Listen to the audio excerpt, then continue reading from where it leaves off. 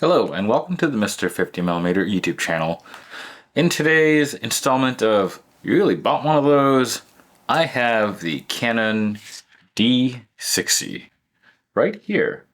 Not the 60D, which is much newer than the D60.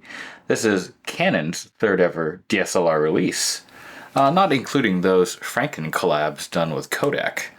I know what you're thinking. Why didn't you get the D30 or the CCD-powered 1D Classic?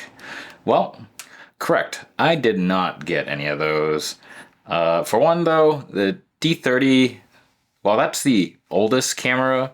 It isn't that much different from the D60, other than half the pixel count and a couple other small adjustments. And I didn't get the 1D, because that's somewhat insanely expensive right now.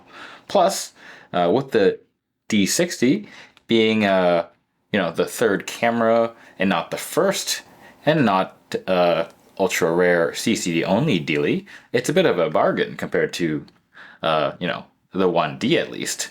So, of course, with me being a cheap bastardo, I'm gonna get this one. So let's get into it.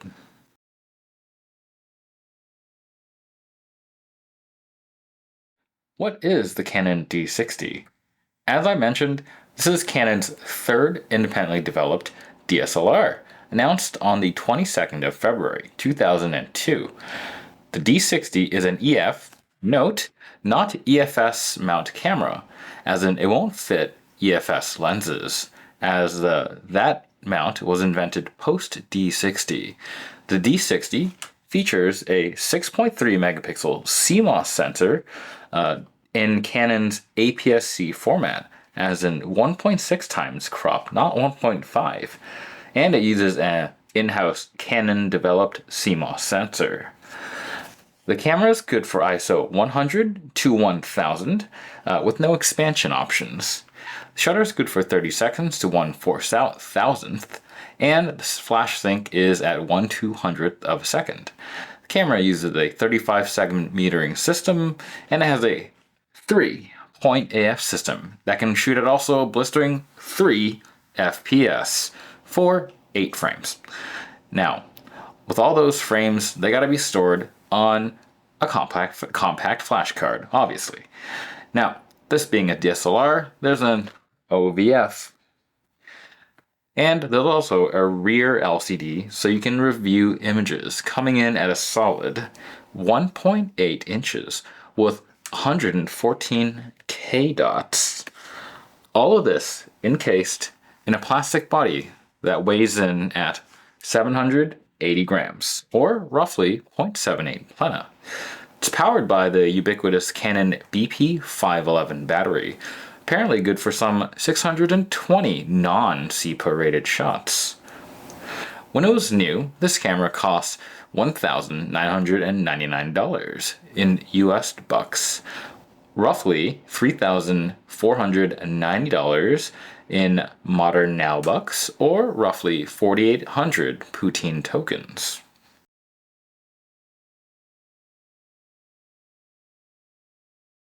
Caveats of shooting this old camera.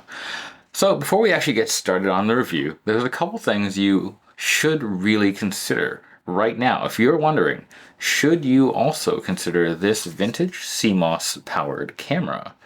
One, this camera takes CF cards. That's already a bit annoying for some, but they also have to be 2 gigabytes or less. I was kind of unable to get it to work with bigger cards that were just formatted in a smaller partition. Maybe I used the wrong brand, but as far as I know, I could only get CF cards that were 2 gigs or less to work on this camera, and that is a bit annoying. Secondly, if you like shooting RAW plus JPEG, this camera does not do that. You can choose RAW or JPEG. Now, supposedly there is a way to extract the smaller JPEG preview from the raw image, but that's not really how that's supposed to go, so I don't really count it. Lastly, as a result of mostly being forgotten by time, a lot of these might have dead clock batteries. Luckily, they're fairly easy to swap out at the bottom of the camera here, but it's just something to, make sure that you check. It's a fairly easy thing to do.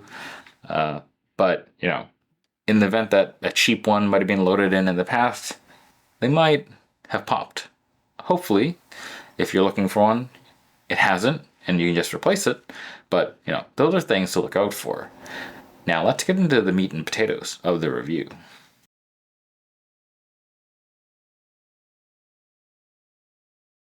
Shooting with the D60, operation and feel.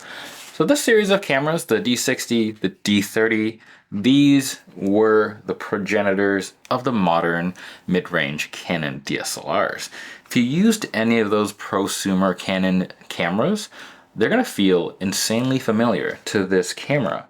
For one, you get that fairly, familiar feeling, deep, comfortable grip.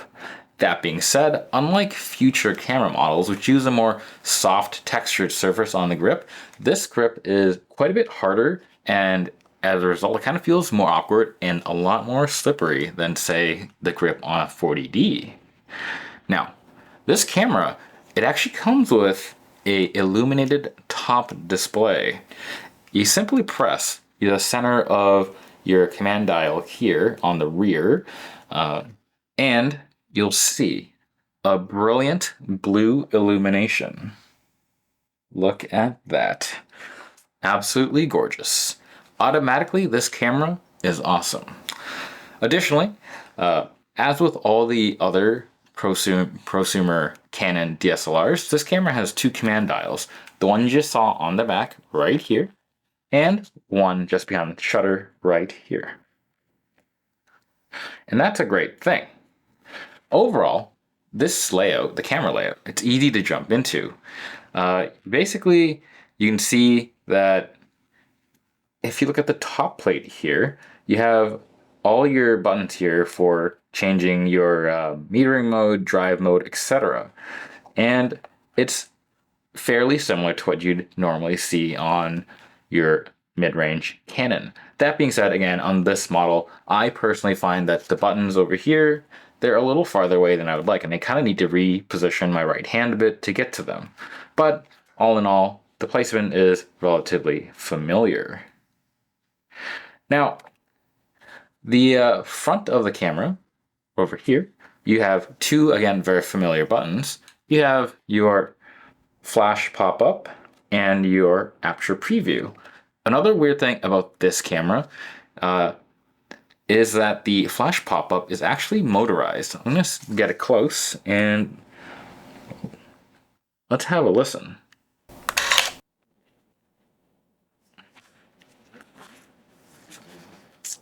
So on the back of the camera, you'll notice, again, a familiar row of buttons. This is mainly active when you're going through the menu or doing your image review. Menus are, again, pretty classic Canon. You got a linear scroll down menu, and it has colors on the right of the screen to indicate the different sections of the menu. Simple, nice to navigate. Image review is done on this tiny screen, and that's kind of funny because it is quite small, but overall it is reasonably doable. So in order to pull up an image, you simply hit the playback button, and look at that. Now you can tap your info button, and you can go through your histogram and all your handy dandy information. Look at that. Now, this is where it's going to get a bit funky. If you want to do fine focus checking, really, there's no dice on that. First, you get into your image, then you double tap your magnifier. So if you tap once, you get brought to, let me do that again. So here's the image review. Click once, you get brought into a mode of 3x3 photos that you can scroll and select. Click twice, whatever photo you're on, usually the most recent, gets zoomed in. Now, that is all the magnification that you get. The options you have at this point are, now you can scroll left or right to go either side of the image based on the tiny little guide in this corner there. So you get your image divided into 9 segments that you can zoom into.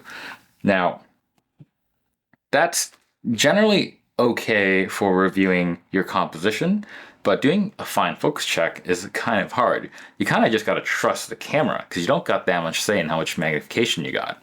I will say one thing for such an early camera is that the image review, limited as it may be, isn't that slow. It isn't instant, but it's not going to make you angry. Now, the last thing that is kind of annoying, the power up time. Let's have a look. So I'm gonna have the camera just up here, just like that. So when the camera is on, your display, your top display, will actually have all your information populated. And let's see how long it takes from me flipping the power switch. 1, 2, 3. About 3 seconds, maybe a tad under. That's kind of slow. Now, there's actually another last thing that I wanted to say about this camera. If you like spot metering, this camera doesn't have it. It's just a bit annoying, but there you go.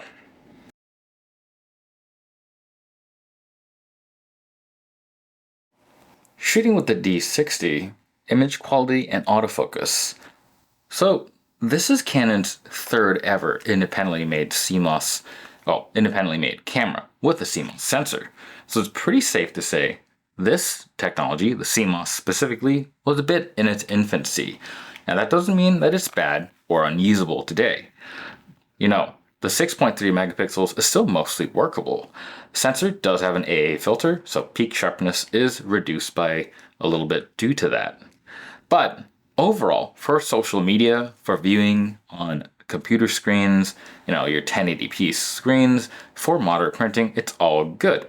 You'll probably notice though that if you are looking at a big display, a big 4K display, you're missing a few pixels.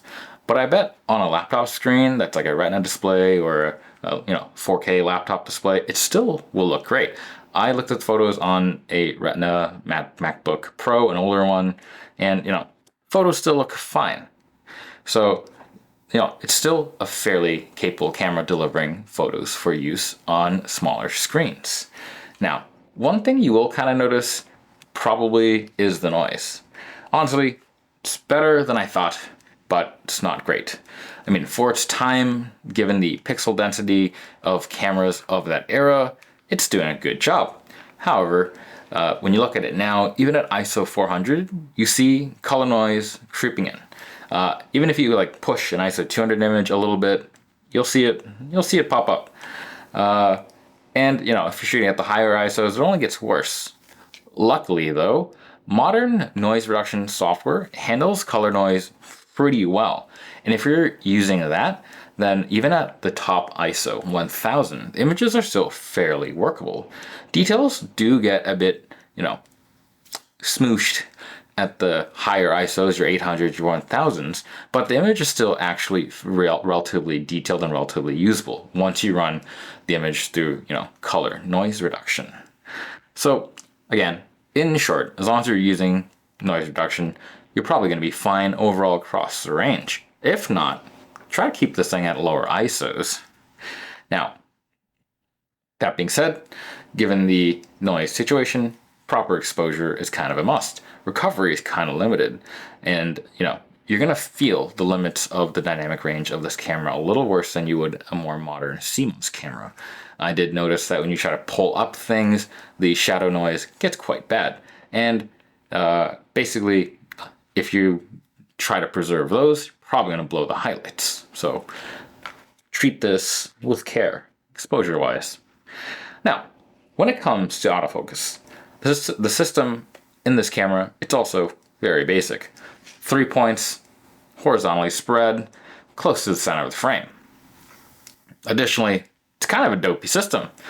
At least I find on my copy, this system takes kind of pauses when it's trying to figure things out. It'll, rack the focus all the way back, sit for a little bit, rack it forward, try to find where the focus is. It's quite dopey. Probably the dopiest camera I've held yet.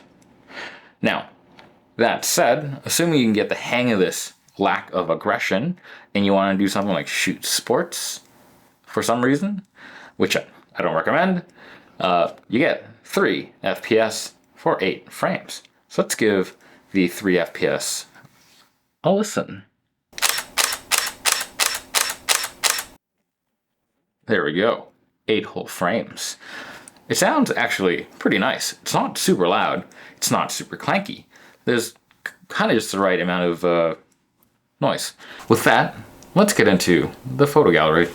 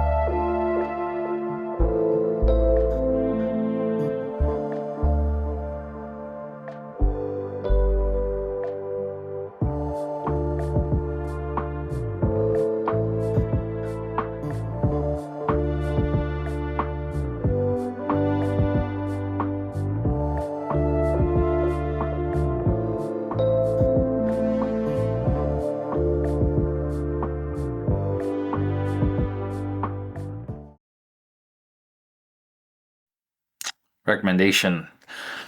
The Canon D60, it's a hard one to recommend, and it's mainly kind of one point. The D60, while it doesn't enjoy, again, that status of being the first DSLR that Canon made on its own, like the D30, or the 1D Mark I or Classic being Canon's only CCD DSLR, these D60s generally sell for more than what a 10D costs, what a 20D costs, what a 30D costs. Sometimes you can get them for like a 40D costs on average. So it seems that, the camera generally has some value. That being said, the variances between prices kind of wide. I'm looking and I'm seeing between like 50 USD to 115 USD. And again, that's my main problem with it. If you want a D60 just because you want a D60, well, that's it. You're going to get a D60. But if you want to play with an old CMOS camera, your options are kind of vast, and the costs are generally pretty minimal. A lot of CMOS cameras, they're not getting the love that CCD cameras get. And if you want to use older CMOS cameras, use that to your advantage. Because for roughly the same amount of money that you can get, again, one of these in good shape for, you can get one of these, a Canon 40D. That's going to be a few generations newer. It's going to have a more, as a result, it'll have more advanced, basically everything, CMOS, AF, screen that is pretty solid, right? And it's going to be an overall nicer experience, just with all the niceties. Like you'll be able to mount EFS glass. You'll be able to use CF cards greater than 2 gigabytes. Now, again, if you are after a D60, you're going to get the D60. But really, if you're looking for just an old DSLR to shoot, CMOS or not, these CMOS cameras now are insanely cheap. And with these floating on the market at roughly the same price as what these could be going for, Again, if you're only looking for something to have fun with, grab the D40, or 40D, or 30D, or 20D. All of these other cameras have the niceties that this doesn't have. And they'll take great photos, and you'll probably be overall less frustrated. I mean, really, if you want to spend a little more money than what either these are worth, probably still recommend just get the 5D Classic. But, if you want to stretch your budget, 40D's right here.